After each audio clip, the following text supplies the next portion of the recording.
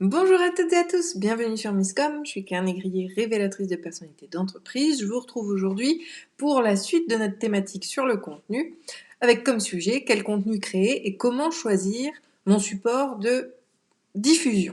Ce n'est pas un support de communication puisque l'idée c'est d'avoir quelque chose de régulier, de récurrent, et donc on va avoir un support de diffusion qui nous permet de diffuser ce contenu que l'on crée. D'accord Les réseaux sociaux sont un vecteur de diffusion, mais ne sont pas un support, c'est-à-dire qu'ils ne portent pas votre contenu. Encore que, on va pouvoir le voir en détail. Donc pour commencer, je vous propose de voir quel contenu créer d'abord, euh, puisqu'on l'a vu, il faut que ce soit ultra personnalisé. De manière ultra personnalisée, comment est-ce qu'on va pouvoir gérer les choses pour rester efficace, pour rester dans la bonne création, parce que oui, comme je le dis souvent, il est impératif d'avoir cette idée de longévité et de travail sur la récurrence, d'accord Quand on crée du contenu, il faut le faire de façon régulière et continue. Et c'est valable toute la vie de l'entreprise, même si c'est pas nous-mêmes qui écrivons par la suite, même si on élargit les champs, votre visibilité va être complètement, enfin, va coïncider, pardon, avec la création de contenu que vous allez avoir. Si vous ne créez pas de contenu et si vous n'en diffusez pas, c'est deux notions différentes, alors vous n'êtes pas visible, tout simplement. Et donc, on a pu le voir dans les émissions précédentes, vous le retrouverez dans la description de cette vidéo. Vous avez tout intérêt à créer votre propre contenu afin de répondre à différents objectifs comme celui de la crédibilité, celui de la visibilité, celui de convaincre également que vous serez les bonnes personnes. Et votre contenu, la création de votre contenu va dépendre va vous permettre, de répondre à tout cela. Voilà, je vais faire un bref résumé. Pour plus de détails, allez voir les vidéos de lundi et mardi. Donc, quel contenu créer? On a commencé à l'aborder un petit peu mardi. Le principe, c'est de faire des choses qui vous tiennent à cœur. Parce que quelque chose sur lequel on va se forcer, qui va pas être fluide, qui va pas être spécialement intéressant pour vous, vous allez faire l'effort. Et le problème de l'effort, en fait, c'est qu'il est arrêté dans le temps. On va faire des efforts 1 semaine, 2 semaines, 3 semaines, puis après, on arrête les efforts parce que c'est difficile à tenir. Donc, si c'est un effort, c'est pas la bonne chose à faire. D'accord? Donc, si vous n'êtes pas à l'aise avec l'écriture, n'écrivez pas forcément. Si vous préférez l'oral, préférez l'oral. Il y a plein de façons de faire, d'accord? Et peut-être que vous serez dans la configuration du j'aime pas écrire et j'ai trop peur de m'exprimer en public. Eh bien, dans ces cas-là, moi, je vous invite à enregistrer votre voix, à vous enregistrer vous et à enregistrer vos mots pour ensuite le faire retranscrire par une personne qui rédigera un article à partir de ce que vous lui aurez. Quelque part, c'est dicté, oui, mais au moins on a une trace écrite, et comme je vous l'ai expliqué, vous l'avez peut-être bien compris maintenant, je l'espère, que l'écrit est quand même quelque chose d'extrêmement important sur laquelle miser vis-à-vis de votre visibilité. Le principe aussi va être de mettre une régularité. C'est quelque chose de très important aussi. C'est un engagement qu'on va se faire à nous-mêmes. C'est de se dire, voilà, j'écris une fois par mois. J'écris une fois tous les 15 jours. J'écris, voilà. Alors j'écris, ou plutôt je publie ce contenu-là. Parce que qu'il soit audio, qu'il soit vidéo, qu'il soit rédactionnel, on va publier ce contenu-là. Et donc il faut le publier de manière régulière. Choisissez d'ailleurs, pourquoi pas, un horaire, pas un horaire, mais une date précise. Tous les 2 du mois, tous les 15 du mois, tous les 30 du mois, peu importe. Choisissez une date fixe. Ça a deux intérêts. Un, de vous structurer et de rendre un petit peu plus rigoureuse votre production. Et la deuxième, surtout, c'est que ça va donner un rendez-vous auprès de votre audience. Elle sait qu'à heure fixe, parce que vous lui aurez expliqué dans la première publication, dans le premier partage de votre première production, vous allez lui dire que voilà, vous avez à cœur de partager et que à partir de maintenant, tous les 15 du mois, ils pourront découvrir un nouveau contenu, quel que soit le support, encore une fois, que vous utiliserez, qu'il soit audio, vidéo ou rédactionnel. Mais comme vous l'avez annoncé, les gens vont l'attendre. Et ça crée un rendez-vous avec votre audience, ça crée un pic de visite, notamment sur votre site. L'avantage et la petite astuce que je vous propose, c'est que alors, le rédactionnel, forcément, ce sera sur votre blog, donc ce sera déposé sur votre site. Mais si vous faites du podcast ou de la vidéo, créez également, alors oui, ça fait beaucoup de création, ça fait beaucoup de choses à gérer, c'est pour ça aussi que, arrivé à un moment donné, il faut savoir déléguer, mais créez des articles sur votre blog qui embarquent ces contenus-là. C'est quelque chose de très important de manière à gagner, encore une fois, en référencement. Alors, on fait des mini-retranscriptions, on met les grands axes que l'on traite dans son contenu auditif ou vidéo, enfin audio ou vidéo, et on a ainsi une trace rédactionnelle, et surtout, on donne la visibilité au contenu que l'on dépose sur d'autres plateformes, sur notre site, ce qui va aussi nourrir notre crédibilité, montrer qu'on crée des choses, montrer que on est actif et qu'on crée du contenu. Parce que si vous le laissez uniquement sur YouTube et uniquement sur, je sais pas moi, pour le podcast j'adore, j'utilise encore, vous pouvez très bien donc utiliser ces plateformes-là, mais embarquer les contenus sur votre site pour gagner en visibilité et en référencement. On en revient toujours à la même chose et à la même problématique, d'accord? Si c'est dispatché partout ailleurs que sur votre site, ça ne va pas vous servir. Bon, après encore, on peut le retravailler, mais c'est important de le faire. Voilà, ça c'était ma petite parenthèse.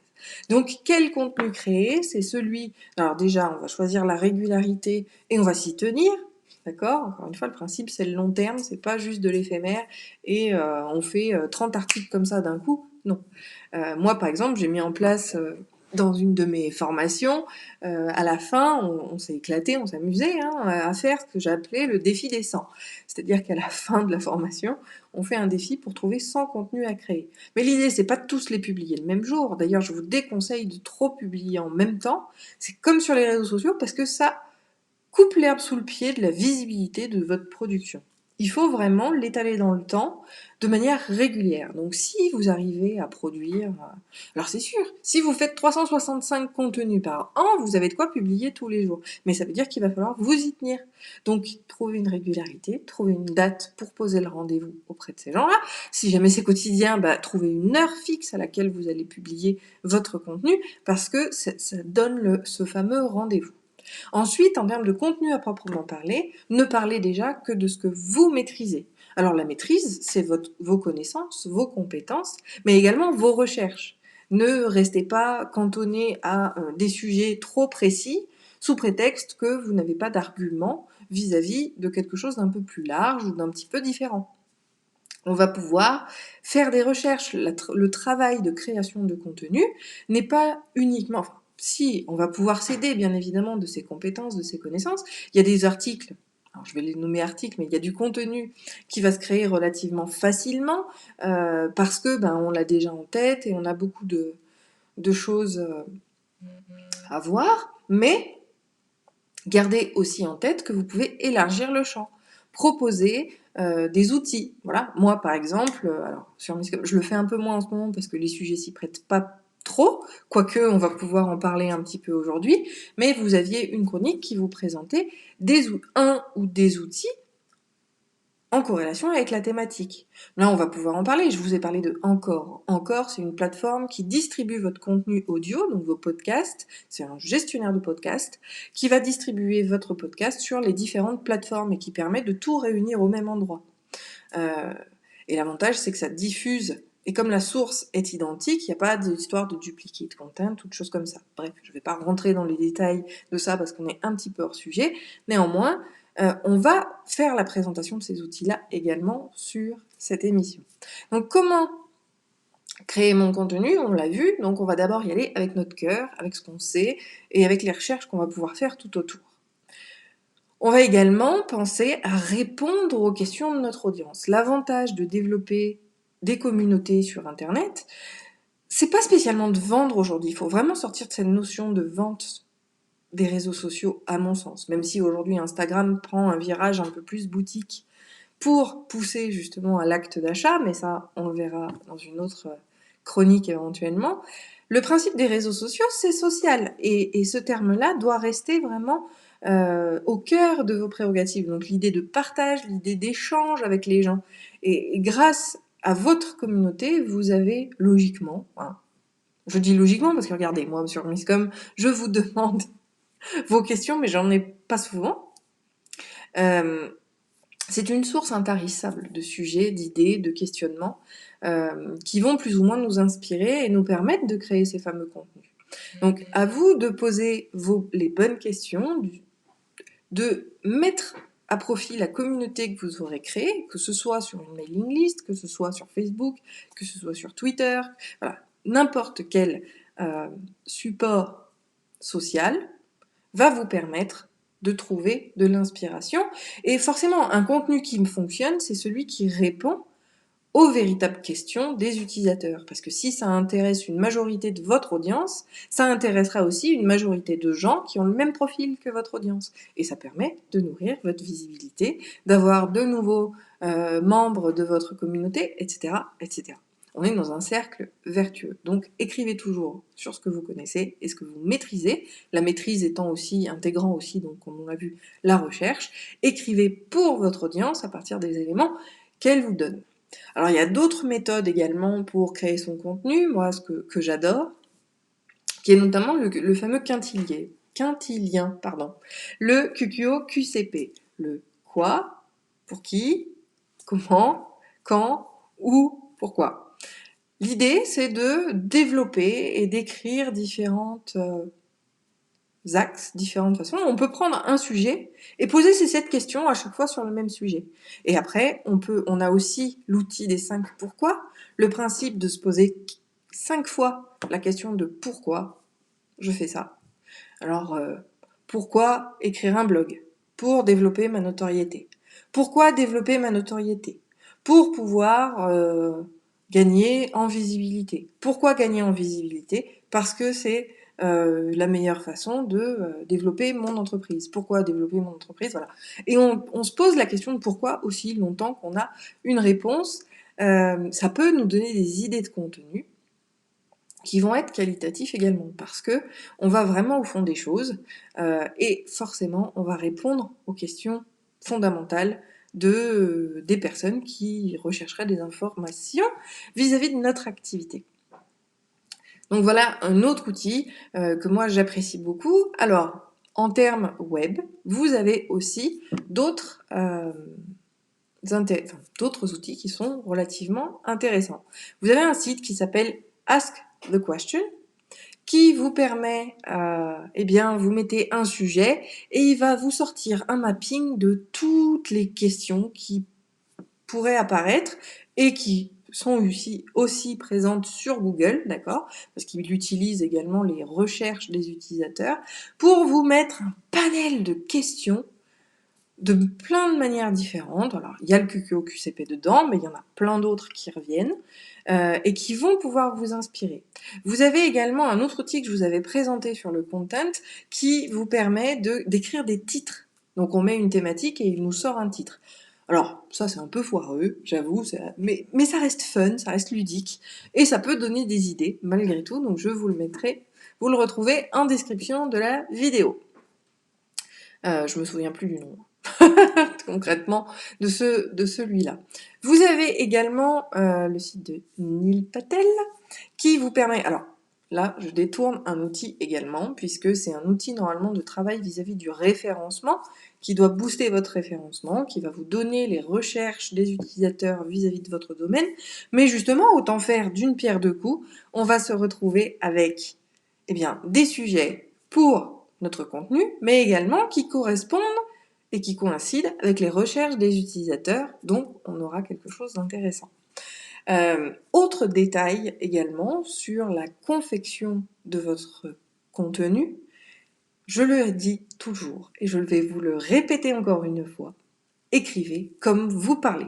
C'est le seul moyen de se différencier parce que toutes les questions que vous pourrez vous poser et auxquelles vous allez chercher à répondre dans votre contenu est déjà traitée et se trouve déjà sur le web. À partir du moment où vous avez ça, alors on n'est pas dans l'édition de livres, hein. L'édition de livres, c'est un petit peu différent. On est sur de l'offline, c'est un très bon moyen également, c'est un autre support. On est sur du contenu vraiment qualitatif, mais on est sur un travail qui est largement plus développé que celui de la recherche de visibilité qu'on aborde cette semaine. Mais ça peut être l'objet aussi d'une autre thématique qui peut valoir le coup. Comment choisir donc ces sujets-là? Ça va être aussi de trouver le moyen, ou en tout cas dans la création de son contenu, de rester unique pour que le référencement fonctionne de votre contenu. Plus il va être consulté, enfin voilà, il y a plein de notions. Il n'y a pas que la notion de contenu en tant que tel et d'optimisation textuelle de votre contenu qui vous permet d'être référencé sur Google. Il y a plein d'autres critères, il y en a plus de 200 plus de 200 critères d'analyse de Google pour vous positionner au niveau de votre contenu. Donc, ne misez pas uniquement sur le contexte. Plus vous allez parler à votre audience et répondre à des questions intéressantes pour lui, plus votre contenu sera considéré comme qualitatif. Par exemple, dans les critères, il y a le nombre de visites. Plus vous aurez un article qui aura de visites, plus il va être suggéré aux internautes. Donc, plus vous le partagerez de manière intelligente sur les réseaux sociaux, plus vous aurez de visites, par exemple. C'est pour ça que la notion de partage va être très intéressante et que je vous ai parlé en début de ce live de support de diffusion. On va également aller sur donc des choses qui sont exprimées par vous, à la fois pour travailler sur votre crédibilité, parce qu'il n'y a rien de pire qu'un texte qui est, on va dire, institutionnalisé, puis quand on vous entend au téléphone, il y a quelque chose, enfin voilà, il y a le fameux décalage, la fameuse dissonance cognitive qui se passe. Donc le but, c'est de pas ça. Donc écrivez comme vous parlez, cherchez pas à faire du style. Des styles rédactionnels, ça ne sert à rien. Alors, on peut intégrer les styles rhétoriques dans sa propre façon de s'exprimer. Ça, c'est encore un autre sujet. Mais trouvez toujours le moyen de vous exprimer tel que vous êtes. C'est quelque chose d'ultra important. Enfin, dernière partie, comment choisir mon support de diffusion. Donc, comme on l'a vu, hein, le podcast, vous enregistrez des audios sur des thématiques spécifiques. Le blog, vous allez écrire des articles, voilà, la rédaction d'articles. On est sur un support sur un contenu rédactionnel, audio, vidéo. Mais ensuite, il faut pouvoir le distribuer. C'est pour ça que je parle de support de diffusion et le diffuser. Donc on l'a bien vu, l'article, ça peut être le blog, mais par exemple, pour pouvoir développer la crédibilité, par exemple, de son entreprise, on va pouvoir aussi écrire de temps en temps des articles sur LinkedIn. Parce que LinkedIn Pulse, qui est l'outil de publication d'articles de LinkedIn, a une très forte notoriété. On considère, un peu comme quand vous écrivez un livre, bon, de façon beaucoup plus simplifiée, mais LinkedIn, si vous écrivez sur LinkedIn Pulse, souvent, c'est que vous êtes considéré comme un expert dans votre domaine. Donc, il faut exploiter justement ces quelques notions. On cherche à développer sa crédibilité, donc on partage et on publie sur des supports crédibles, comme le livre, comme écrire un livre, c'est pour développer sa crédibilité et se placer en tant qu'expert. De la même manière que LinkedIn Pulse va le permettre aussi. Bon, sur une échelle beaucoup plus inférieure, mais on est sur la même problématique. Donc vous allez pouvoir diffuser également sur votre site internet, puisque c'est ce qui permet aussi de garder vraiment votre contenu, de montrer que c'est le vôtre, et surtout de le diffuser de manière plus large et qu'il soit référencé vis-à-vis de votre site internet. Hello Jean-Noël, un petit coucou avant d'aller recuisiner. Bah écoute, je suis ravie. J'ai fait un petit tour d'ailleurs sur ta chaîne pour inspirer mes menus de la semaine. Tiens, si vous cherchez des inspirations cuisine, allez voir la chaîne de Jean-Noël, comment fait-on pâtisserie, qui ne fait pas que de la pâtisserie et qui a plein d'idées recettes quand on sèche à la maison. C'est super, en plus ça c'est toujours facile, rapide et à la portée de tous. Voilà, petit instant promo pour mon ami Jean-Noël. Je vous la mettrai en description aussi, tiens. Les supports de diffusion. On a vu le blog, celui-là, quel que soit votre contenu, vous allez l'embarquer dans un blog pour que vous puissiez récupérer le contenu qui vous appartient et le présenter sur quelque chose de plus institutionnel. Vous avez effectivement les vidéos, vous pouvez les publier sur YouTube, vous pouvez les publier comme moi ici sur Facebook, donc les réseaux sociaux vont vous permettre de partager et de diffuser ces informations. Le podcast, de la même manière, encore justement, est un outil couteau suisse, puisqu'il vous permet d'enregistrer, il vous permet de mettre en œuvre, de mettre en place, d'ajouter les contenus, c'est-à-dire le titre, la description, les liens que vous voulez éventuellement. Et il va surtout vous publier sur les différentes plateformes. Ça vous permet de maximiser votre visibilité en ne publiant qu'une seule fois à un seul endroit, plutôt que de publier 10 fois à 10 endroits différents. Voilà, utilisez des outils sur lesquels vous allez être, là encore, à l'aise. Parce que plus on est à l'aise avec les outils que l'on utilise, plus on maîtrise les outils, plus c'est facile. Et donc, on a des freins en moins pour pouvoir le faire. Je vous rappelle que le principe de la création de contenu, c'est vraiment de le faire sur le... Voilà. J'aime pas la notion de long terme, parce que même le long terme a une fin. Alors qu'en fait, c'est pour toujours qu'il faut le faire. Et comme je le disais dans je sais plus quel live, il faut choisir sa fameuse régularité et il faut pas en bouger. On peut l'accélérer, on peut augmenter, mais il faut surtout pas diminuer. C'est quelque chose qui risque de vous porter plus préjudice qu'autre chose. Après, pareil, il faut avoir conscience des attentes des utilisateurs des plateformes sur lesquelles on publie. Je vous donne un exemple, YouTube, j'ai pris la décision de m'y mettre parce que je sais que maintenant, je suis à près de 400 abonnés, bientôt. Je vous en remercie d'ailleurs, j'en profite. Ces abonnés-là ne sont pas ou peu des gens qui me suivent sur les autres réseaux sociaux. YouTube, c'est un moteur de recherche à part entière qui va pouvoir booster aussi le référencement. Donc pour toutes ces raisons, et surtout parce que c'est une communauté vraiment spécifique, les gens délaissent les autres réseaux qui sont beaucoup trop chronophages, mais par contre, ils vont rester fidèles aux personnes qu'ils suivent sur YouTube.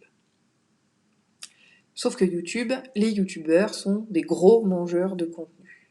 Il faut impérativement créer de façon très régulière et dans l'absolu et au meilleur plusieurs fois dans la semaine des vidéos parce que les gens ils attendent pas 6 mois d'avoir des contenus. C'est bon, le podcast aussi, mais il est un peu moins en termes de timing gourmand que cela. On peut avoir des régularités sur une fois tous les 3 mois, une fois tous les 6 mois, même si c'est pas préconisé, on peut le faire. Sur le podcast, c'est pas trop grave. Par contre, c'est vrai que sur YouTube, notamment vis-à-vis de sa visibilité et de la promotion, c'est-à-dire mise en avant de votre contenu par la plateforme, si vous publiez qu'une fois par mois, c'est clair que vous n'aurez absolument rien. Et vous n'aurez qu'à croiser les doigts et miser sur les mots-clés que vous aurez configurés vis-à-vis de YouTube pour vous en sortir. Donc c'est vraiment quelque chose qu'il faut garder en tête, c'est cette fameuse régularité-là et les contraintes demandées par les plateformes. Comme je le disais, publier sur LinkedIn Pulse, ça peut être complètement aléatoire. Vous pouvez vous décider un mois, vous avez envie d'écrire dessus, vous écrivez dessus. 6 mois plus tard, vous réitérez. Mais on n'a pas de besoin spécifique de régularité vis-à-vis du réseau social. À l'inverse, sur votre blog, bien évidemment, si vous rédigez, là aussi, il faut garder une certaine régularité. Et là, je m'auto-flagelle parce qu'avant, je publiais une fois par semaine, et maintenant, je suis plutôt une fois par mois, voire une fois tous les 2 mois. Mais ceci explique aussi, enfin, ça s'explique aussi. Je suis avec vous sur Misscom 4 fois par semaine, et je m'y tiens, et on va attaquer la 4e année en janvier. Du coup, je peux pas non plus dupliquer mon contenu et faire du rédactionnel aussi sur mon blog de MCNcom. Donc voilà, il faut choisir ses batailles aussi. Et aujourd'hui, bah oui, je suis plus en vidéo que à l'écrit, mais il n'empêche que j'adore écrire et que j'ai toujours 35 brouillons sur mon blog que j'espère bien pouvoir rédiger incessamment sous peu. Alors pas les 35, mais au moins une fois. Donc choisissez des supports sur lesquels vous êtes à l'aise, c'est aussi important, à la fois par rapport au rédactionnel vidéo ou audio, mais également les supports de diffusion. Si vous aimez pas Facebook, mais partagez pas sur Facebook, n'essayez pas de monter des communautés. Comme je l'ai dit, si vous n'êtes pas à l'aise en vidéo, YouTube c'est pas intéressant pour vous. Et même si vous faites de la vidéo, c'est pour ça que Misscom a existé pendant au moins un an et demi, je crois, avant d'être diffusé sur YouTube. Parce que pour moi, justement par rapport aux contraintes de YouTube, à la notion de qualité vidéo, au fait que moi je suis juste en face caméra et c'est pas quelque chose qui est très très attirant sur des longues vidéos. Donc YouTube n'était pas au départ une plateforme sur laquelle j'aurais misé. Et puis au final, par rapport à toutes les questions que j'aborde et au fait que je rencontre des gens et qu'on m'a demandé aussi d'être présente sur YouTube, j'y suis allée. Mais il faut choisir, encore une fois, ses batailles. Je ne publie pas non plus sur LinkedIn. J'avais commencé à proposer mon contenu, mais c'est encore une fois trop chronophage. Et le fait de multiplier les interactions et les partages sur les réseaux sociaux où on a finalement à peu près les mêmes personnes, ben là encore, il y a une problématique de pertinence. Donc à vous vraiment de voir ce qu'il faut. Choisissez vos bons contenus, choisissez le support le plus approprié à la fois au contenu que vous avez décidé de mettre en place, à sa visibilité et sa diffusion. Plus il sera facile de diffusion, plus vous aurez de visibilité. Et bien évidemment, je ne l'ai pas dit, je le gardais pour la fin, des supports que vos communautés plébiscitent. Si vous vous rendez compte que votre communauté, elle est jamais sur Facebook, ne diffusez pas sur Facebook. Si votre communauté, elle est uniquement par mail, eh bien, utilisez que le mail. Si votre population, si la population de votre communauté utilise YouTube, misez sur YouTube. Mais n'allez pas partout, ça ne sert à rien. Utilisez-en un on le privilégie vraiment, ce premier-là, et on va le diffuser éventuellement, on va en choisir 2 ou 3 une fois que le premier a bien roulé sa bosse. Voilà. Mais le principe est là. Bon, du coup, c'était une émission relativement longue, j'espère que vous aurez tenu jusqu'au bout. Si vous avez des questions, surtout, n'hésitez pas à les mettre en commentaire. Si vous pensez que ce contenu peut intéresser quelqu'un, n'hésitez pas à lui partager la vidéo ou à l'inviter sur la vidéo, tout simplement. D'ici là, n'hésitez pas à me proposer des sujets. Quelles sont vos problématiques en ce moment? Partagez-les moi. Vous avez le commentaire, mais vous avez le message privé sur Facebook. Vous pouvez également m'écrire à claire@misscom.fr. Vous avez tous les moyens de communication pour que je puisse créer des émissions qui vous intéressent parce que elles vous touchent vraiment. Je vous souhaite une très bonne journée, un très bon appétit. Et je vous dis à demain sur Facebook pour le Claire part en live, questions-réponses, ou lundi sur YouTube. Ciao.